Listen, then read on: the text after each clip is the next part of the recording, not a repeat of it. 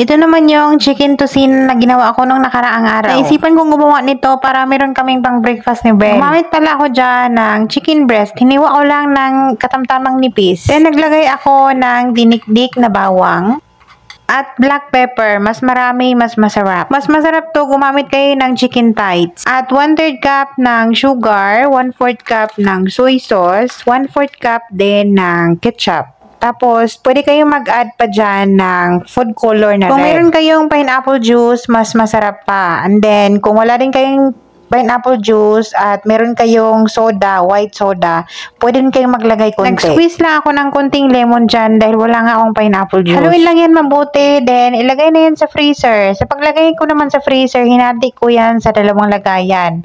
Para isang gamitan, isang kuha na lang. Minsan kasi kami dito ni Belle, pag breakfast ay nagkikrave talaga kami ng kanin. So, pag nagkanin, lagi na lang kaming itlog. Pero ito naman, maiba naman tayo pero manok pa rin to at least para maiba naman yung lasa. So, magtosino tayo. Madali lang naman to maluto kaya dinirekta ko na yan sa mantika. Hindi naman yan baboy na kailangan pang pakuluan dyan ng kunding tubig. So, naglagay na ako na diretso dyan ng mantika pala.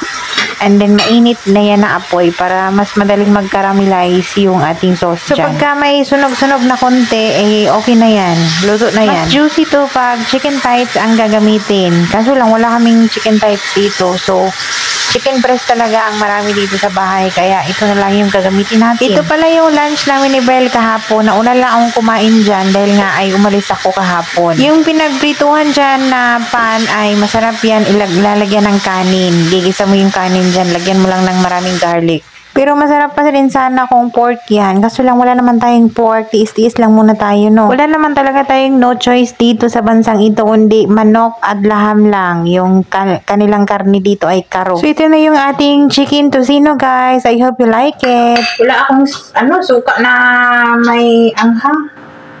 Kain tayo. Si Belle pala mamaya na siya kain.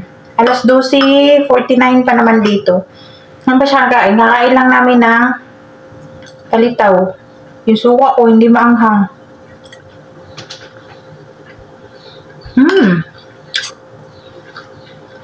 Super garlic yun.